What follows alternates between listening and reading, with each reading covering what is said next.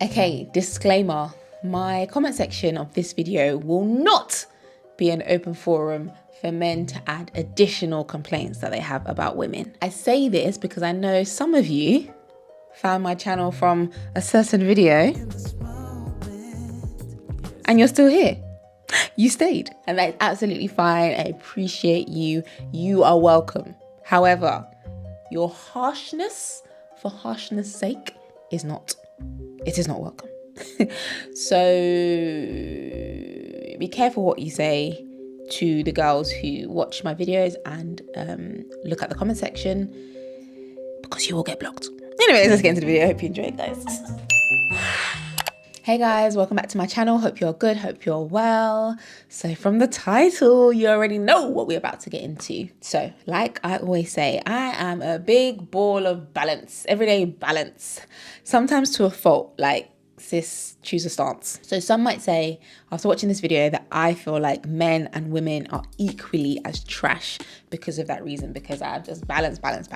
But no, not this time. This one, I do strongly believe is the truth, and I feel like y'all should all join me on this thought process. I think we should all agree that humans, when left to their own devices, when left unchecked, will be trash. Will do some bad things, and because of the society we live in, because of, I don't know, nature versus nurture, I feel like those trash tendencies will sort of manifest in different ways based on if you're typically like feminine or masculine. But the fact remains the same. We're both trash. And although you guys already know I've got a lot to say about men, the manosphere, the red pill community, and it's coming, but I can't just be talking about men and not also lovingly discuss, check my sisters too. And like I always say, on my YouTube channel, all are welcome. Everyone is welcome, but I'm here for the girls. I have a heart for the girls. Everything I do on my channel is to uplift people, but mostly the girls.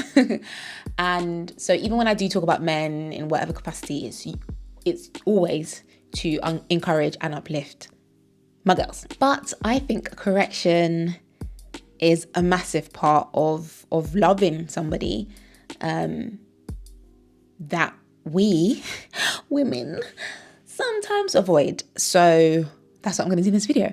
I'm going to talk about some of the toxic behaviors I've started to notice in women, in myself, so that hopefully we can start a dialogue about it and we can do better, so we can be better. So let's start with defining this thing. When men do bad things, we often label it as toxic masculinity because it's like a big umbrella and a lot of things do stem from toxic masculinity. So the definition of toxic masculinity is this. Toxic masculinity refers to when stereotypically male traits that are endorsed by a culture take forms that damage society and ultimately men themselves. Strength morphs into violence, assertiveness warps into entitlement, stoicism is twisted into emotional stuntedness. Makes sense, right? So if we were to hold a mirror to that, then we could say that toxic femininity is when stereotypically feminine traits that are endorsed by society take form in ways that damage the society and women themselves. So for women, we could say it's when nurturing turns into coddling, or believability turns into manipulation, or softness turns into passivity, or entitlement, etc. And we could argue that with those two definitions and examples that they show up in both men and women. They're both masculine and feminine, and yes, that's true, but I think when you now bring society into it, they do play out in different ways for men and for women. So this could play out in ways as minor as a woman feeling entitled to a man's money, or it could be as toxic as a counsellor empathizing so much with her female patient that she encourages her to file a false abuse case.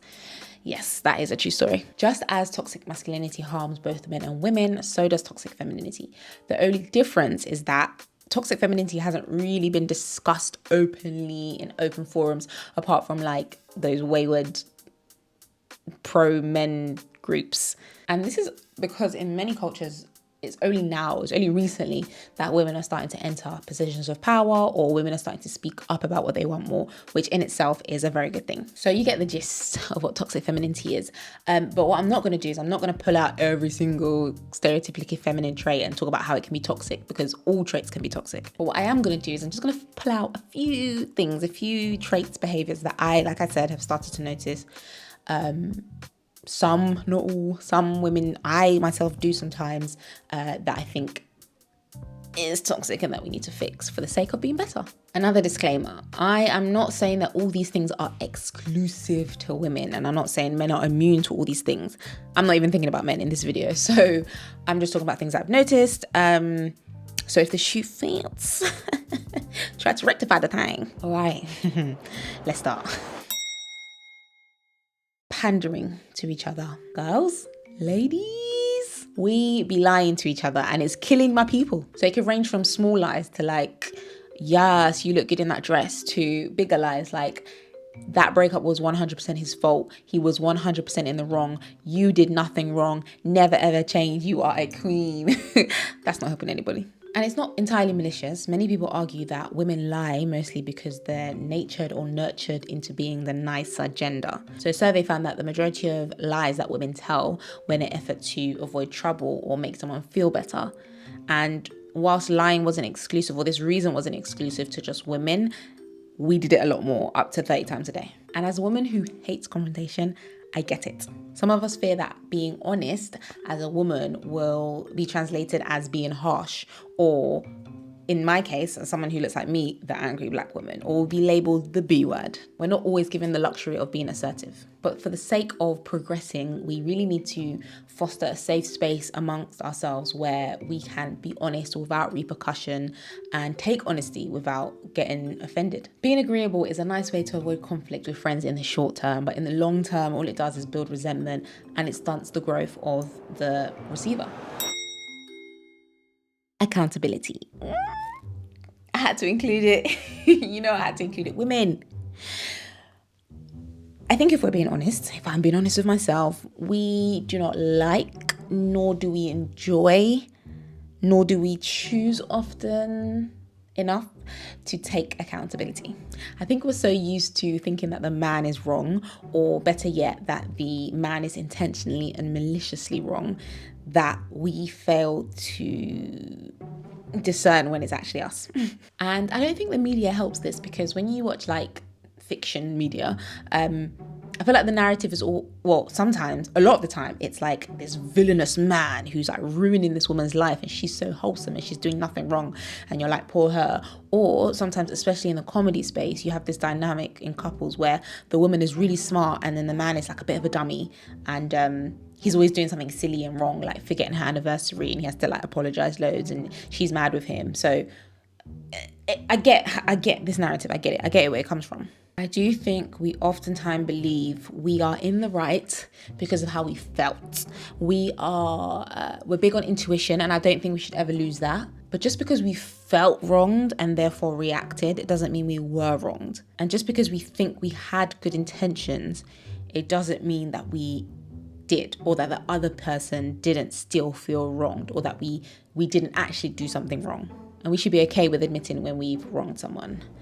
Adella, I'm speaking to you. I'd argue that when it comes to relationships, sometimes we can have more of a double standard than men. And hear me out before you kick off, hear me out. By double standards, I don't mean that we should expect a man to do everything we do and vice versa, because I don't necessarily believe in that. I think you can divide roles and responsibilities however you want. And I'm not using this as a synonym for hypocrisy either, because if I was, men, I'm gonna have to drag you back in here. I mean a double standard when it comes to expectations and the energy we give off, and in a very particular way. For example, men may want or demand certain things in a woman, but I think when they do that, they also understand the implications of what that means on them. For example, a man might say, I want common example, I want a traditional wife, I want her to stay at home, I want her to look after the kids, blah, blah, blah.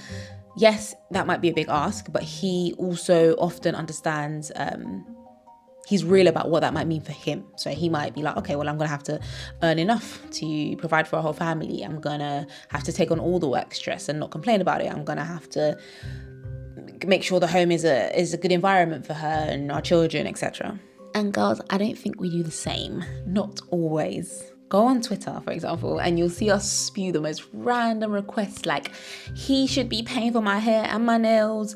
He needs to cover all of the bills and then I'll contribute to groceries. And we don't stop to think, and I'm really sorry because I hate this phrase, but like, what do we bring to the table? Or better yet, like, what is it that that person wants? If that's what I'm demanding.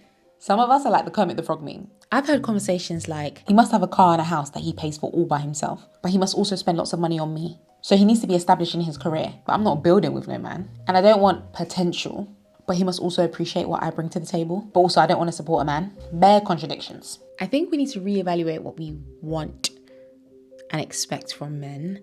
And we need to put aside our hurt and our pride and actually think, what can I do to support the kind of man that I want, or even just to attract him, if that's your goal? Because surely the kind of person that you do want is deserving of your support, right? Otherwise, why are you looking for someone that you hate? Those might be trivial examples, but when you think about it in a wider context of like society, they can even influence like legal systems, for example. And sometimes you see things that women do that if flipped would be deemed as like toxic or abusive or manipulative, but sometimes they get away with it. Now, I'd argue that yes, men are harsh too, but like I said, this video is not about men.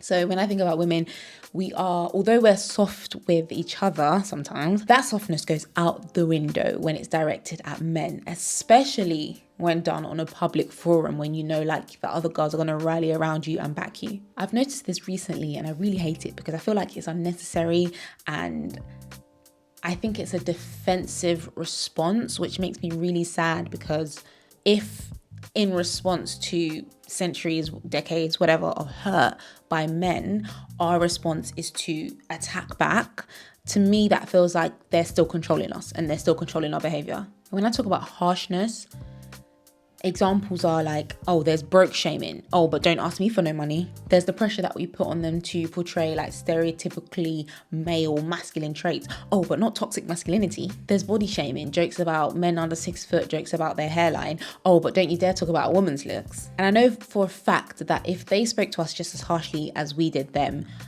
we wouldn't have it. And I know that because they do talk to us harshly and we don't have it, and rightfully so. And the argument that I hear a lot is that even when women are being harsh towards men, it's by the same toxic patriarchal stick that they created, and therefore it's justified. No. The idea of using patriarchy to stick it to patriarchy makes no sense to me. We can't be critical of men and then try to be just like men. In conclusion, we're all trash. Everybody is trash. Biblically speaking, we're all sinners and we have work to do. And again, I want to make it clear that these things are not exclusive to women.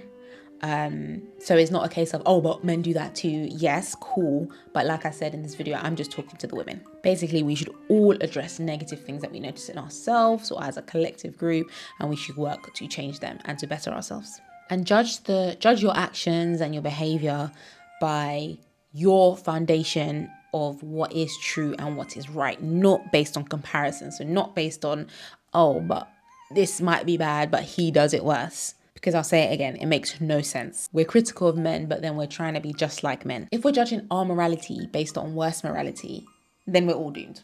I believe that the majority of our efforts should be focused on fixing ourselves and not fixing other people, because we can control ourselves, we cannot control other people, and therefore, naturally, doing the maths, we will have a better success rate. When we speak of equality, when we speak of fairness, we have to include everybody. We can't pit the genders against each other as like victim, perpetrator, good, bad, saint, evil. I'm going to do a video soon about the gender wars because they need to stop. But these binary thinking, I've talked about this, they just do everybody a disservice. Have women had it bad compared to men?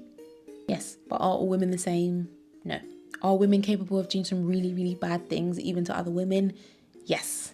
And that is toxic femininity for you.